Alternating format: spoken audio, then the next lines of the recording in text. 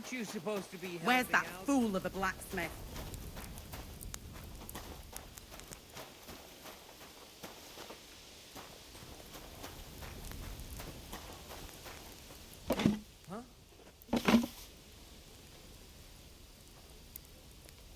That miserable blacksmith. Where is he now?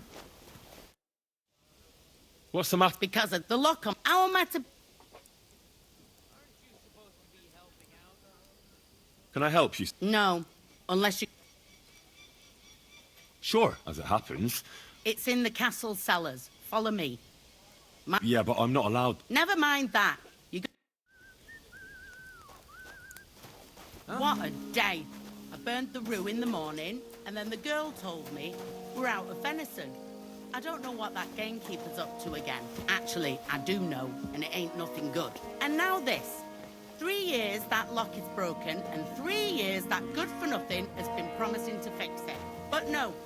After all, I'm just a stupid cook fanker who's always nagging and won't leave anyone in peace. But if I didn't nag, there'd be nothing done in this godforsaken castle. You have to kick people's asses Ninth here bell. to even get them out Only of bed 3 in to the go. morning. The lazy bones. Pfui!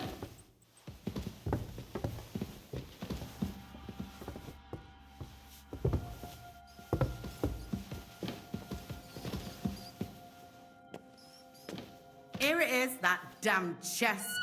3 years I've been telling him. God's truth. Thank you kindly, young man.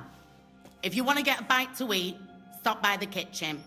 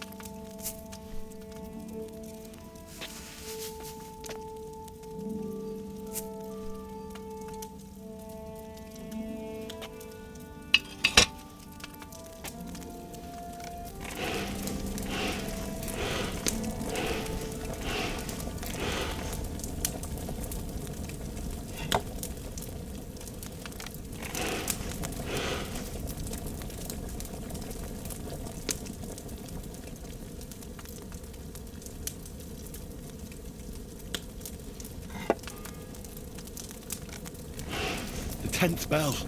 I don't have much time left.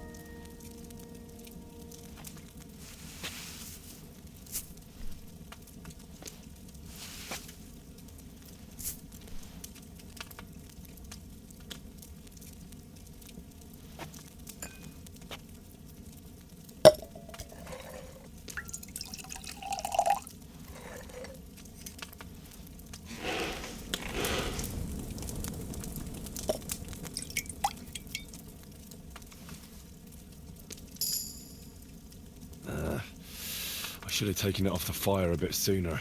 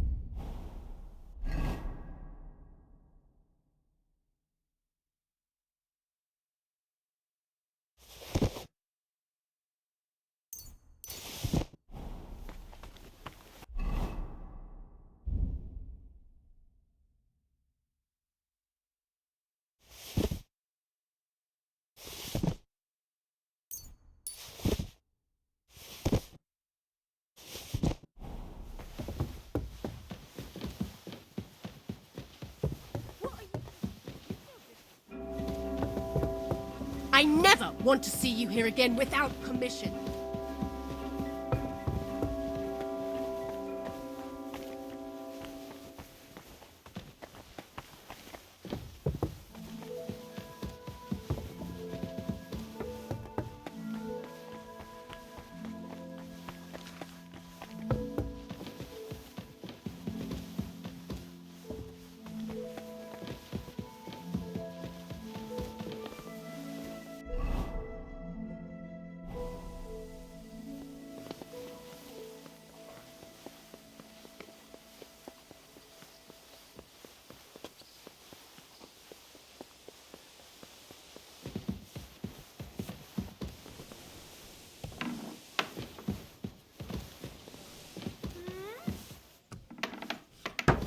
What's going on here?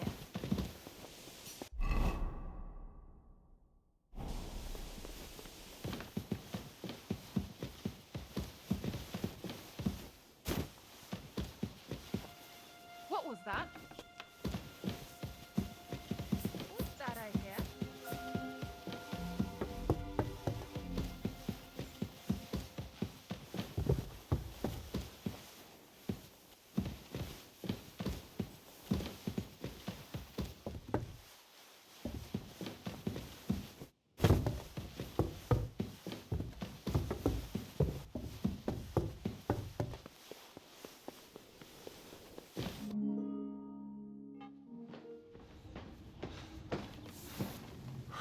Did you get it?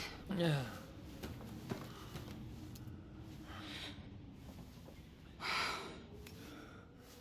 It will have to be diluted.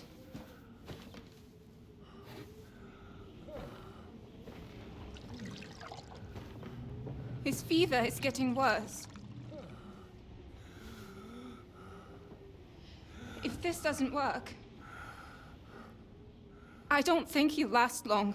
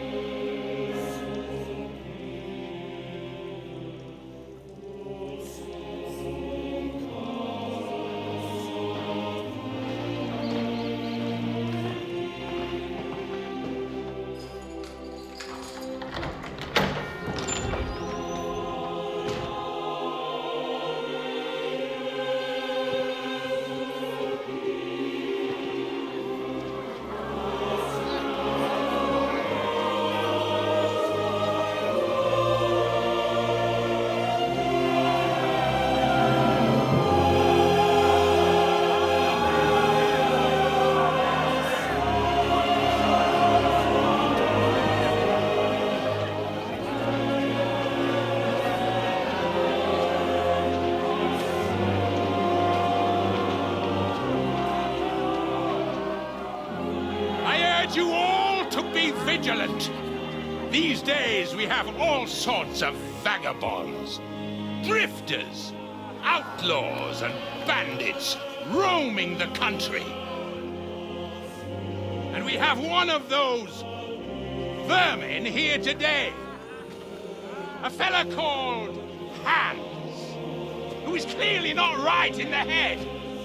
A dangerous madman, a brawler, and a thug, the worst of all, a poacher.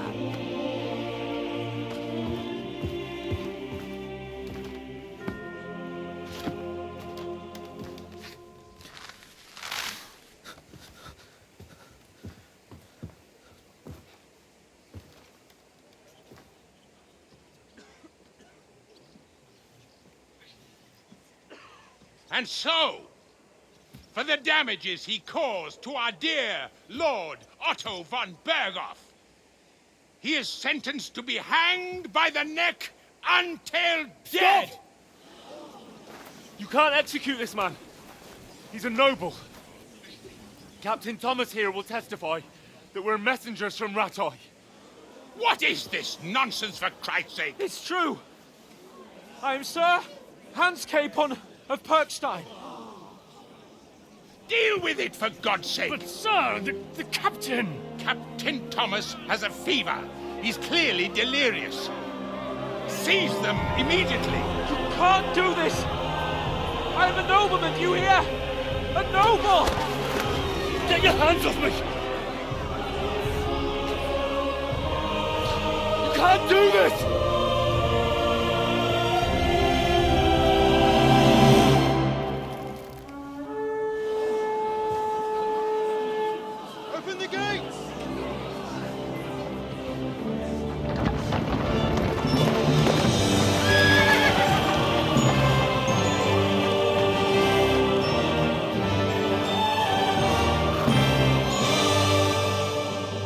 Lord. What the hell is going on? It was just it's a hanging. You can't hang him. He's a noble. That's for me to judge. Take him down!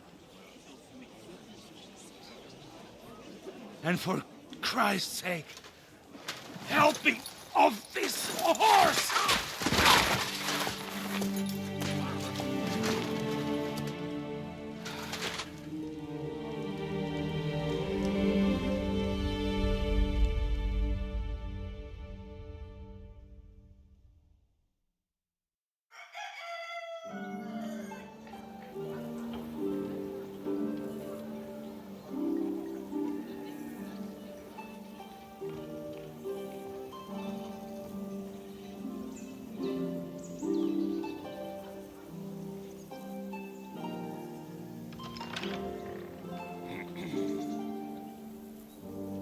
You may enter. His lordship is expecting you.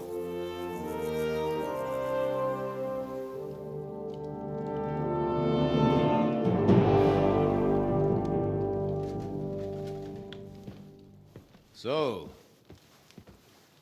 you're messengers from Ratai, huh? I was wondering when someone would turn up. All right, then. Let's hear it.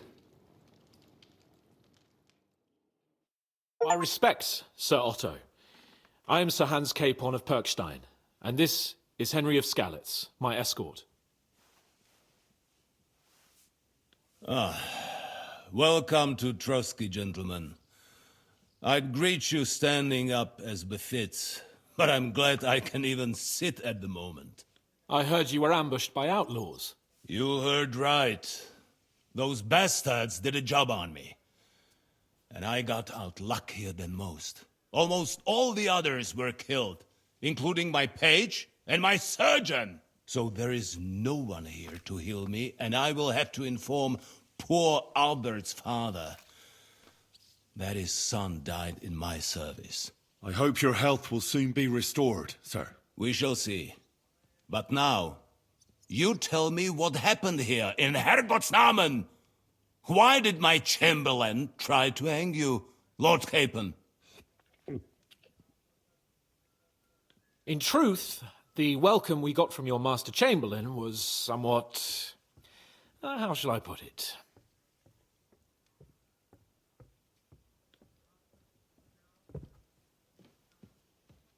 Well, it was somewhat unexpected. I must say, it was the first time I had a noose around my neck, and it wasn't the most pleasant experience. Please, accept my apologies, sir. And that of my chamberlain, too. Is that not so, Ulrich?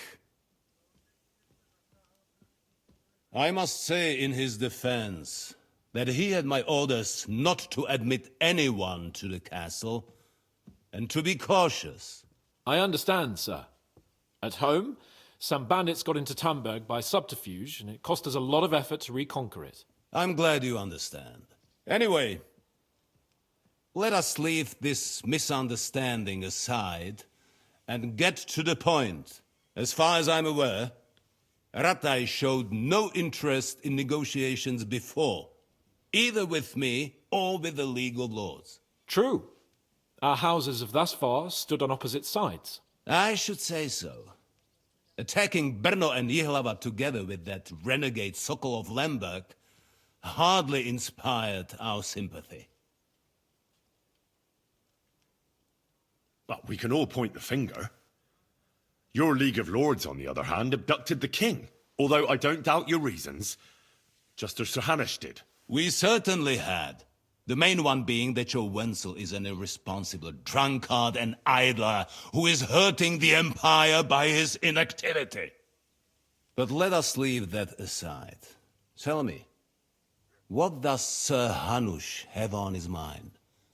I am all ears. Unfortunately, during the ambush, we lost the letter we were carrying, so you'll have to make do with my word of mouth. All right. Go ahead and speak. In brief, Sir Hanush, Sir Radzig, and other lords take the view that the situation has got out of control. And that's of no benefit to anyone in Bohemia, neither Wenceslas's supporters or the League of Lords. King Sigismund's actions will not lead to instilling greater order than under King Wenceslas. Quite the contrary. Let us say that maybe. What arises from it? Sir Hanush and the other lords on our side are interested in knowing what the stance of the League of Lords is at this moment, and whether they haven't perhaps reevaluated some things. In other words, whether I might betray Sigismund. I wouldn't be so bold as to suggest that, sir. We are merely interested in whether you would sit down at the negotiating table with us. It's necessary to discuss the future of the kingdom, whether it's to be a common one or not. The future is still a long way off for me, Lord Capon. Nonetheless, Sir Hanush and Sir Radzik are right. There is disorder and anarchy in the land. Bandits riding roughshod all over. As we all know, to our cost. We've had plenty of experience of that at home too, sir. Only a short time ago we had to deal with a similar band. Then you will surely understand that before I begin debating who would be the better king, I must sweep my own doorstep. Only I'm damned if I know how to do that, since those bastards have wiped out half of my garrison, including my captain. If I may be so bold, sir, you're not the only one. We also have a score to settle with them, so Henry and I will gladly help you. Is that so? Now that is what I call the words of a knight, Sir Hans. Right now, we've got a common enemy. So we have common interests, too. So then, sir, may we be of assistance to you? Indeed, you may. Perhaps in the end we may really find some common ground. I need to muster sufficient reserves to deal with those outlaws once and for all. I'm summoning my vassals here to Trotsky. And since I don't have many men left to send as messengers, I will gladly accept your help. Just say the word, sir. Where should we go? You'll go to Nebakov, a small castle, or rather a fortress among the cliffs. The yeoman there, Jaromir Nebak, is an old hardhat and may not be very willing to fulfill his obligations. It would be useful if an eloquent noble like yourself visited him to explain him clearly why I need his whole garrison.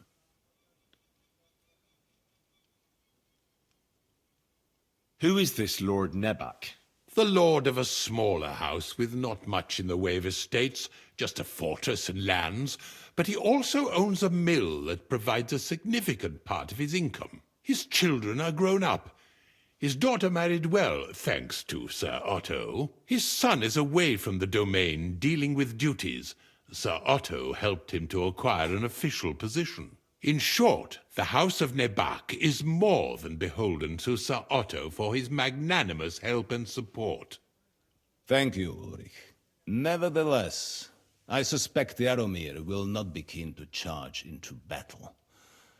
But that is of little consequence. He has a few good men who will be useful. That will do us. If he delivers, I will regard his obligation as fulfilled. We'll take care of it, sir. Count on us. All right. We'll head out as soon as possible. Let's not delay our diplomatic mission unnecessarily. Very well. I think that is all for now. The Chamberlain will show you where you can put your heads down, and he will supply you with horses. And once we have resolved this little digression, we shall talk about your own mission. Thank you, sir. May I ask something, Sir Otto? Oh. Ask away, young man. When you were ambushed, did you see those bandits? Would you recognize any of them? Henry, don't start with that again. Why do you ask? The thing is, when we were ambushed, I believe I saw among them one of the men we ran up against at home. Oh. What did he look like? Do you know his name? He's called Istvan Toth, a Hungarian noble. He wears black armor, a stocky fella, around 40. I've already told you that's nonsense. How would he be here? You only saw him from a distance, from behind. You're imagining it. And why does this Toth interest you, young man? He was the leader of a band that made trouble for us in Sasau. And he has something that belongs to me. Interesting. Interesting. But I must disappoint you. I saw no one of that description. Thank you, sir. And sorry. I had to ask. I understand. And now I shall entrust you to the care of Ulrich here. And I shall look forward to the good tidings you bring me from Nebakov. Go with God, gentlemen. Thank you for everything, sir. The Lord be with you. There will be time enough yet for social niceties. Now there are more practical matters to deal with. Sir Otto has generously agreed to accommodate Lord Capon in one of his chambers. And you, Henry, shall also be accommodated, as befits your station. There, your equipment shall also be returned to you, and you'll find your horse in the stable. Nevertheless, his lordship takes the view that, as a noble's escort, you should have a befitting mount, and therefore he has kindly decided that you may take one of our horses, if you so wish. Gentlemen, follow me.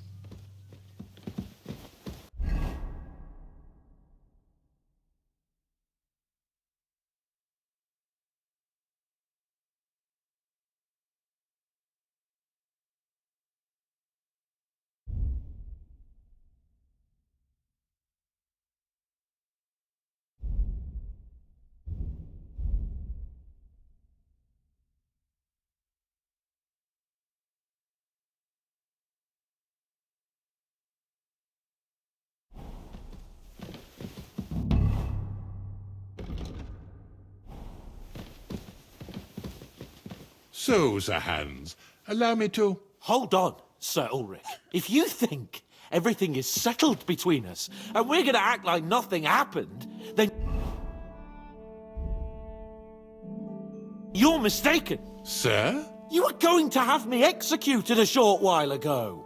I expect a proper apology. Then please accept my apology once more, sir. But given the circumstances... Given the circumstance? What circumstances? Sir, poaching is a capital offence. And are you the king?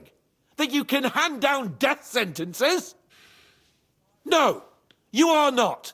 What's more, you had plenty of reasons to realise it wasn't a good idea. Sir, I could not have realised that. You couldn't have realised? Yes, you could, but then you wouldn't have been able to play the Lord and stage private executions. Sir, once more I apologise. And now, please allow me to show you to your quarters. I wouldn't dream of inconveniencing you. I'll find my quarters by myself. Henry, once you're done with that annoying fool, get your horse and we'll meet at the gate. Well, it seems Lord Capon will not be requiring my services anymore today. Please excuse him. He's been through a lot, as I'm sure you understand. It is understandable, of course. I was just hoping that our relationship would be a bit warmer after that, regrettable misunderstanding. Nevertheless, welcome to Trotsky, the finest and biggest castle you shall ever see. Rumor has it that the castle was built on the jaws of hell, and that we're sometimes plagued by demons here. But don't believe a word of it. It's just idle talk to excuse the servants' laziness and incompetence. It's demanding enough keeping everything here running smoothly without any of that. It requires a man of exceptional qualities and talents. By the way, this place is a maze for strangers. It's very easy to get lost.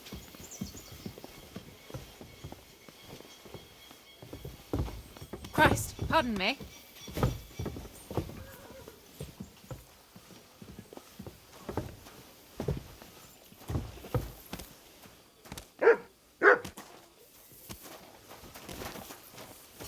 The jail cells are down there. But I believe you are already fairly well acquainted with that part of the castle, aren't you? All too well, thanks.